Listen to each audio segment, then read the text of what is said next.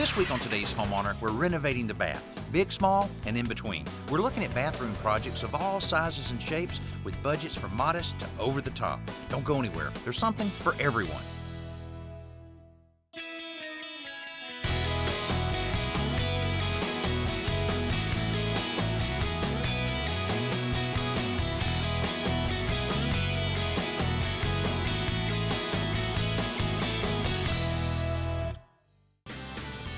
Bathroom renovation is among the most popular projects with homeowners because, truthfully, there are a lot of ugly bathrooms out there. They seem to get dated very easily, and since we spend a fair amount of time in these places, particularly at the beginning and the end of our day, we want it to be a pleasant experience. But not everyone has the same needs or the same budget for that matter, so we're going to look at several different bathrooms this week on different budget levels.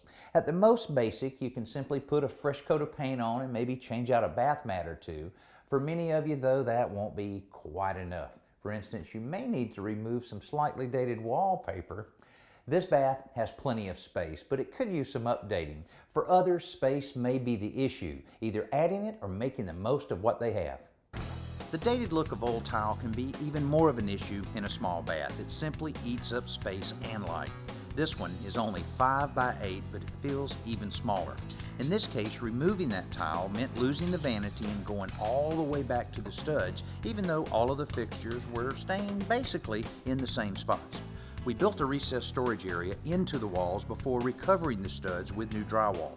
On top of the drywall, we attached 1/4-inch beadboard paneling, which we then painted white, and it added a ton of light in the room and complemented this older home without appearing so dated. The new tub and surround also helped update the look, and the clean new ceramic floor didn't hurt either. Laying the tiles on a diagonal is a great way to maximize the feeling of space in a small bath like this, and it only takes just a little more time to install. But our best trick to increase the feeling of space in this tiny bath was adding mirrors. Large plate mirrors like these need to be handled by a pro because they're custom cut, heavy, and can be real dangerous. The extra cost was worth it though in this case because the transformation from the old dark cramped bath to the new bright one was simply amazing without adding a single inch to the room. Another thing we did in that bath to help out on the space was to change the standard door to a pocket door like this. Pocket door will save you an enormous amount of space in your bathroom because that space is pretty valuable. You're not having to worry about the swing of the door taking up a lot of space. Now, to keep the budget down in that bath, we used a material like this for the tub surround. We also used it as a skirt and apron area around this whirlpool. It's called cultured marble, and it's a great budget solution because it's much less expensive than a tile shower or surround, but it's more substantial than a prefabbed hollow acrylic type shower or tub. It's also pretty cool to see this stuff made. Cultured marble, as the name implies, is very different from real marble, but it does contain real marble dust. Bags of the marble dust are mixed together with a polyester resin in large vats to form what looks like cake batter. When the marble batter is thoroughly mixed, it's poured and scooped into molds to create the desired profiles. These molds are waxed beforehand and sprayed with a gel coat that's similar to the process used on fiberglass boat hulls. The wax will help the pieces release from the molds later, and the gel coat will create a slick, hard surface on the outside of the material. Depending on what's being made, the molds may be simple or complex, but the important thing is that there are no bubbles in the mixture when it dries. This would ruin the illusion of a smooth marble-like finish, so the molds are vibrated on special tables to ensure that all of the air in the batter is released. In some cases, a secondary mold is added to contain large recesses like sinks. When the resin cures and the marble is stable, it's removed from the forms. Any rough edges left around the pieces from the forms are ground off from the back side. The front, or the finished surface of the marble, is buffed and polished to create a beautiful shine and a surface that will resist the wear and tear of a bathroom. Another thing that's great about cultured marble, it's so versatile. You can use it on almost any surface in your bathroom except the floor. And it's fairly durable. This material's been in here about 18 years and has a few little chips on it here and there, so it will chip. You have to be careful with that. And I have seen a few burns that are a result of a curling iron being left on a little bit too long, but overall, great material. To tell you the truth, it's held up a lot better than the cabinets in this bathroom. Now, speaking of cabinets, you know, you always have a limited space in your bathroom, so utilizing every bit of space you have with your cabinetry is very important, and we're about to look at that right after our buddy Joe Truini shares with us another simple solution. I realize that caulking a tub is no one's idea of fun. In fact, I'd rather do my own dental work than spend an afternoon scraping caulk. But there are certain home repair jobs that you must do, because the consequences of not doing so are much greater. Here I've already scraped out the caulk and taped the joint. Now I just need to apply a nice thick bead of caulk. Now you don't have to worry about being too neat here, because we're going to end up scraping most of this out anyway. Now it comes time to smooth the joint. And there are several tools available. You can even use your finger if you want. But here's the trick. Use an expired gift card. You can use the rounded corner to scrape along the joint there, and you watch this. See how smooth the bead comes out. And it also removes the excess caulk. And if you need to, you can just flip the card and go over again. Again, you're looking for a nice, smooth, even bead. There you go. That's perfect right there. Now what you want to do is make sure you remove the tape before the caulk cures. And now, depending on where you got the gift card, this might be the most value you got out of it. Hey, welcome back. This week we're digging into bathroom renovation, and we're looking at a variety of projects of different sizes and budget levels. The idea is to give you some inspiration and information you can use on that bathroom project you've been putting off all these years. Now, one of the things you should do in a bathroom design, whether you're building a new home or updating one, is to future-proof it. Here's what I mean. Styles and trends change all the time, sometimes pretty drastically in a short period of time. There's nothing wrong with updating a bath to keep pace, but how you do it will seriously affect the cost now and later if you choose to update the bathroom again. This bathroom is a great example. It was redecorated a few years ago for two teenage girls who obviously wanted some fairly bold colors, and that's exactly what their parents used. But what you'll notice though is that you use the color on the walls, the linens, and some of the accessories, not in the countertops or some of the fixtures that would be difficult and very expensive to replace when they remodel or update later on. They kept the big ticket items a simple, timeless white, so in a few years when they want a different look, it won't be a major undertaking to make a change. Unfortunately, not everyone who wants color shows this much restraint. In fact, we recently remodeled a bathroom in an older home that's a perfect example. Dated is probably the kindest words we can use to describe the bathroom that was here. This house is about 45 years old, and the bath was original to the home. Obviously, pink was the trendy color at the time of construction. There was pink tile on the floor, pink tile on the walls, pink lavatory, pink tub, even a pink toilet. We think the wallpaper was added in later years, but even it was pink and beginning to peel. Everything was functional and fairly well laid out, just very dated and again, very pink. So nobody was shedding any tears when the guys started tearing out the Pepco pink at the beginning of the demolition phase. It was stripped off the walls and carted out in wheelbarrows, leaving only the studs. We left only a little pink tile in the middle of the floor where we didn't have to trench out for the plumber to make his connections of new water and drain lines. When the plumber's work was done, we sealed the floor with concrete and the walls with new drywall. The new bathroom had begun. The last of the pink finally disappeared as a new marble-styled ceramic was laid in place on top of the old floor. The new tiles are much larger at 13 by 13 inches, much lighter in color, and most importantly, not pink. The new fixtures are also not pink. These homeowners learned from their predecessor's mistake and used classic white all around. They wanted color though, so they let the wallpaper hangers add it for them.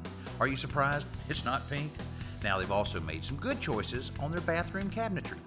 One of the first things you notice on a cabinet like this, it's a little taller than most bathroom vanity cabinets, and a lot of people are going up to the 36-inch mark on the height of these cabinets to make it a little more comfortable when you're using the vanity, as well as it gives you a little extra storage space, and we all need that. You can see the drawers have one set of drawers on each side that kind of graduate from smaller all the way up to larger, and then on the underside of the sink, the cabinet maker did a really good thing here by putting some shelving on each side to fully utilize all the space that's available under the sink. and the lacquer white finish really blends in well with all the trim color that the painter painted. Now, another way of maximizing some space, storage space, is a little cabinet like this, a window seat cabinet. Now, a bathroom like this will also double as a dressing area, so homeowners plan on putting a little cushion here, perfect place for the kids to sit down and put on the shoes, and also a nice deep drawer for storage underneath.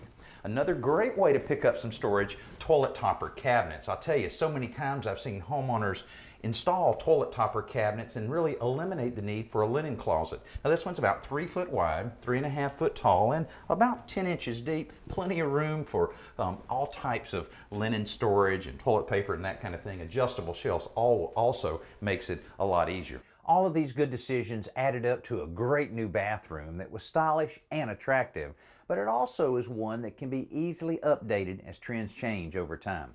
In that bathroom, we didn't actually add any space, even though it did look a lot bigger when we were done. I think all that pink made it feel like those walls were just closing in on you before. Now, that bathroom and this one share something else in common. They're both secondary baths used by the children or guests. In other words, not the master bathroom in the house. More and more, when people renovate a master bathroom, they want a lot more space, so that's what we'll look into right after Jody shows us this week's Best New Products. I know you're hearing a lot about going green these days, and one of the suggestions to do that is to install a tankless water heater. While I agree that a tankless water heater is a great idea, I also know that it isn't in everyone's budget. But you do have another option. This is a hot water recirculating pump from Watts. It only costs about $200, which really isn't that bad when compared to $800 to $1,000 for a tankless system. It works by recirculating the hot water in your pipes using a programmable timer, so you always have hot water during those times when you need it. The beauty is that this is a do-it-yourself project, so you don't have to pay a plumber unless you just want to. Everything you need to hook this up to your existing water heater is in the box, so no extra trips to the store are needed. However, you do need to have a little DIY common sense. But you can have this installed in under 2 hours, and you will be saving money and thousands of gallons of wasted water every year. So far this week, we've looked at a small bath renovation on a small budget, the remodel of a slightly larger bath on a slightly healthier budget, and now we're ready to look at the expansion of a bathroom. As you've already guessed, this kind of project usually has the highest budget of all because there's a lot more work involved. Anytime you start moving walls around, the time and money start adding up. That doesn't mean it's not a good idea. Larger spa-like bathrooms like this one can be a real big selling point for a home, since they're rare in older homes and they can really set a house apart from any other houses that might be for sale in the same area. In fact, this used to be one of those tiny little bathrooms, and believe it or not, it was all pink. We expanded it by borrowing some space from an adjacent bedroom and created this larger, very comfortable master bathroom. The layout here was pretty straightforward, but often to get more space, you really have to get creative. That was the case with the renovation we did recently, where we had a maze of small little hallways and closets we wanted to use to expand the bathroom. And in keeping with the theme, the original designer of the bathroom had used some pretty interesting color choices. Apparently, the original owner of this house was fairly fond of avocado green because it was everywhere. The walls, the floors, the toilet, and the sink. And if the color palette didn't give away the age of the house, the size of this bath would have. Basically, it was just a narrow hallway with toilet vanity on one side and a tub shower combo on the other. Now, demolition is always fun, but the guys kind of fought over who would take out the gorgeous green tub enclosure. The odd little closets and hallways were also gutted to the studs like the bathroom, and soon we were busting up the concrete subfloor to rearrange all the plumbing fixtures. Next, we began laying out the locations for the new walls and nailing them in place. Now, this area will also have a number of angled walls and pocket doors, so the guys took their time to get them right. At this point, we've completed almost all of the construction of the new walls, which will allow me to kind of take you through the new bathroom layout and show you how it's worked out so well. Now, the layout calls for both his and her closets, this being his, and this being hers. Seems to always work out that way, doesn't it? Now, the hallway here to bring you from the bedroom into the bathroom come right down the middle, and along the way we'll have a vanity and sink and cabinets over on this side. Then back in this corner, we're creating a large custom shower. Now, a lot of homeowners have decided not to put in tubs in their master baths for several reasons. One, it saves you a lot of money and it saves you a lot of space, and people realize they just don't use their tubs very much. So these homeowners have just made the decision that a large custom shower will be fine with them, and if they want a tub bath, they can use one of the other bathrooms in the house. Over on this side, we have our water closet area where our toilet will be positioned, and just behind that is the powder room that'll have access off of the hallway. This is the point where a lot of stuff goes on at once. Plumbing, electrical, ventilation, it all has to be done before the new walls are closed in with drywall and finished. And in this case, there's also a lot of detail work with focal points like the custom shower. It starts with a flexible watertight pan on the floor, and then cement backer board on the walls overlaps that. Next, the pan is covered with a grout bed to create the right slope for the shower to drain before the tiles start going up on the walls. A good tile layout like this will really help achieve the goal of drawing attention to the shower, and as it nears completion, it's obvious that's what it's doing. To get a similar effect for the vanities, granite is being used on them, and there are some odd angles here to work with, so it's slow and very time consuming. Once these surfaces are done, the plumber can trim out the fixtures to complete the bathroom. The maze that was here before has been replaced by a well-planned bathroom with plenty of closet space, 2 striking vanity areas, and a gorgeous custom shower. As I mentioned earlier, an expansion like that one, or this one for that matter, is always expensive, and adding things like custom tiled showers and granite countertops will make the price go up even further. Those kind of things obviously aren't necessary to add space, but what a lot of homeowners tell me is that they're expanding their bathrooms because they want the time they spend there to be somewhat of an escape from the ordinary, so they make these rooms as nice as their budgets will allow. I have to say, I can see their point. When you're thinking green, 2 items are at the top of everybody's list: water conservation and saving energy. Of course, you also want to save a little money, and even though you may be concerned about the environment, you don't want to go broke making major changes.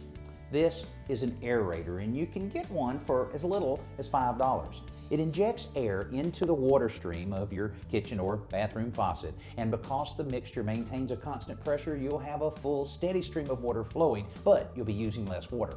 An average aerator restricts water flow to just under 3 gallons per minute, but you can purchase one with a flow rate of only 1 gallon per minute. Now, installing these can reduce water usage by almost 60%. And here's the icing on the cake. Because you're using less water, it'll also reduce your energy costs to heat that water.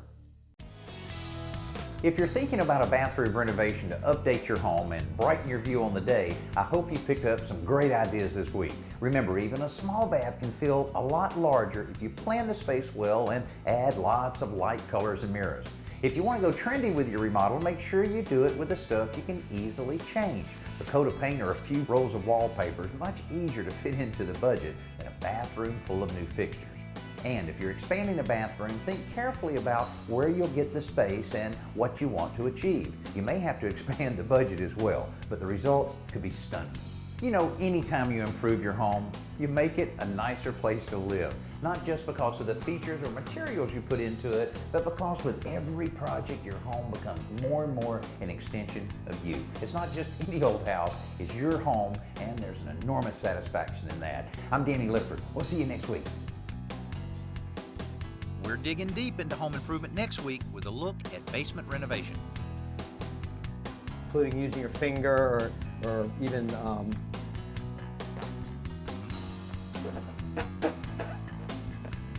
toe. Maybe you can use your toe.